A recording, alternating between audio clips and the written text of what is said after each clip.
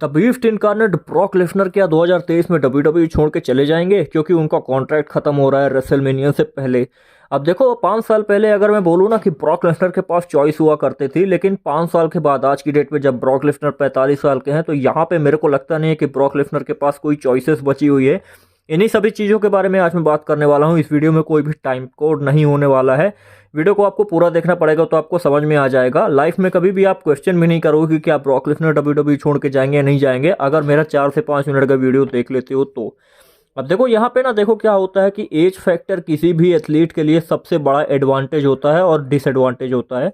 अगर किसी भी एथलीट की एज कम है 30 से 35 साल, 35 से 40 साल, तो यहाँ पे उनके पास बहुत ही बड़ा एडवांटेज रहता है। फॉर एग्जाम्पल केवल डब्ल्यूडब्ल्यूई में ऐसा नहीं है, आप क्रिकेट में भी लेके देख सकते हो। खास करके आप देखो क्रिस गेल को देखो, वेस्ट इंडीज़ क्रिकेट बोर्ड से वो खेलते थे, लेकिन जहाँ पे उनको पैसा नहीं मिलता था तो वो आईपीएल में चले जाते थे, बिग बैश लीग में जाते थे। लेकिन एक एज होने के बाद उनको सब जगह से ठुकरा दिया गया। तो ब्रॉक लेसनर के साथ भी कुछ ऐसे ही है, डब्ल्यूडब्ल्यूई सुपरस्टार्स के साथ भी कुछ ऐसे ही होता है। अब देखो Brock Lesnar is the highest paid athlete, मतलब 12 से 13 मिलियन उनको मिलते हैं।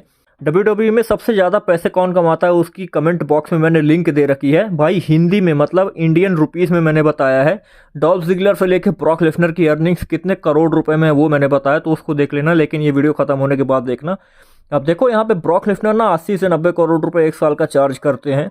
अब यहाँ पे देखो ब्रॉक लेसनर के पास मैंने बोला ना कि चॉइस नहीं है, क्योंकि देखो एक टाइम पे ऐसा हुआ करता था 2016-2017 में ब्रॉक लेसनर के पास यूएफसी में एक मौका था।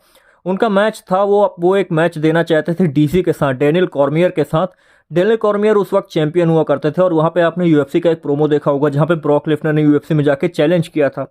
ब्रॉक लेसनर चाहते थे कि मैं 2018 में जो रेसलमेनिया रोमन रेंस के साथ है तो वहाँ पे मैं चैंपियनशिप हार जाऊँ, रोमन रेंस को मैं चैंपियनशिप अपनी हैंडल कर दूं, उसके बाद मैं यूएफसी में जाके एक मैच लड़ूं। लेकिन क्योंकि वहाँ पे ब्रॉक लेसनर भाई स्टेरॉइड टेस्ट में फेल हो गए, मतलब यहाँ पे उनको पाया गया कि वो थोड़ा सा एनाबॉलिक्स और पीईडी परफॉर्मेंस इनहेंसमेंट ड्रग और ट्रेनबोलोन जैसे एनाबॉलिक्स को यूज़ करते पाए गए, तो यहाँ पे यूएफसी ने उनको डिस्क्वालीफाई कर दिया।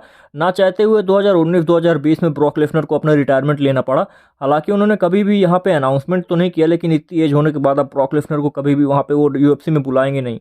तो देखो कुछ इस तरीके से ब्रॉक लेसनर के पास पहले ऑप्शन थे, आज की डेट में ऑप्शन नहीं है। अब डब्ल्यूडब्ल्यूई के अलावा ब्रॉक लेसनर को कौन पैसे देगा, या तो वो हॉलीवुड में चले जाएं, उसके अलावा एईडब्ल्यू तो दे नहीं सकता। एईडब्ल्यू में ब्रॉक लेसनर जाना चाहेंगे नहीं, क्योंकि देखो इतनी ब्रूटल रेसलिंग वहाँ पे होती है।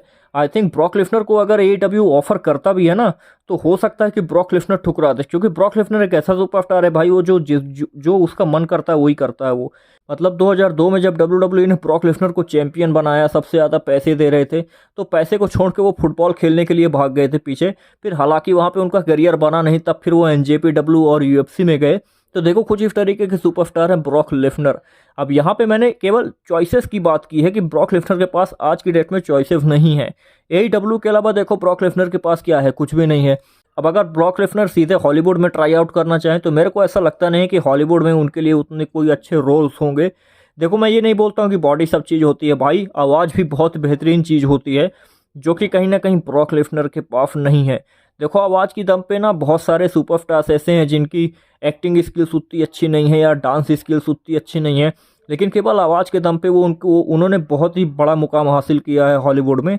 लेकिन देखो यहाँ पे ब्रॉक लेसनर के बारे में बात करेंगे ना, तो ये सब उनके पास इतना ज़्यादा अच्छे तरीके से नहीं है। अब ये मत बोलना कि भाई मतलब तुम ब्रॉक लेसनर के बारे में कुछ भी उटपटांग बोले जा रहे हो, जो रियलिटी है मैं वही बोल रहा हूँ। आज की डेट में 5 से 6 साल आपको ब्रॉक लेसनर डब्ल्यूडब्ल्यूई में ही देखने को मिलेंगे, उसके अलावा उनके पास और कोई भी ऑप्शन नहीं है। अब एक ये बात दूसरी हो जाएगी कि भाई मतलब देखो ब्रॉक लेसनर गैप ले ले डब्ल्यूडब्ल्यूई से, मतलब वो पार्ट टाइमर हैं, 2 या 3 महीने में आते हैं। अब यहाँ पे सीधे 2 साल के बाद ही ब्रॉक लेसनर आने का सोचे तो वो दूसरी बात है, वो मतलब ब्रॉक लेसनर के मूड पे डिपेंड करता है। ब्रॉक लेसनर मूडू आदमी है, कुछ भी कर सकता है भाई। जो आदमी स्क्रिप्ट को चेंज करके अपनी स्क्रिप्ट घुसेड़ सकता है बीच मैच में, रॉयल रंबल में ऐसी तैसी कर सकता है, तो वो सुपरस्टार कुछ भी कर सकता है। लेकिन देखो यहाँ पे मैं एक चीज़ बोलना चाहता हूँ कि the future is secure, Brock Lesnar WWE में ही रहने वाले हैं। हाँ, कॉन्ट्रैक्ट में ही हो सकता है कि ब्रॉक लेसनर की सैलरी में थोड़ा सा इंक्रीमेंट आपको देखने को मिले, वो डेफिनेटली देखने को मिलेगा। इन्फ्लेशन रेट बहुत ही ज़्यादा ऊपर जाता है, हर एक साल गवर्नमेंट का फाइनेंशियल बजट आता है, तो अमेरिका में भी वही चीज़ होती है, ऐसा मत सोच लें कि केवल इंडिया में आता है, हर एक जगह में ऐसा होता है। तो कॉन्ट्रैक्ट में खास करके जो बड़े सुपरस्टार होते हैं ना, छोटे कॉन्ट्रैक्ट साइन करना पसंद करते हैं।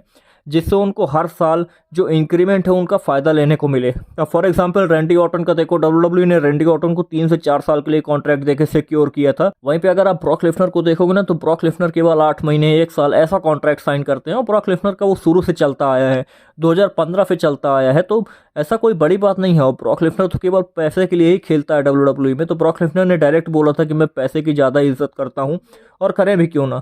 तो उसीलिए मैंने बोला ना कि कॉन्ट्रैक्ट खत्म होने से इसका मतलब यह नहीं कि सुपरस्टार चेंज करके चला जाएगा। हाँ ऑब्वियसली मैं तो चाहता हूँ कि भाई ब्रॉक लेसनर एक बार एईडब्ल्यू में जाए।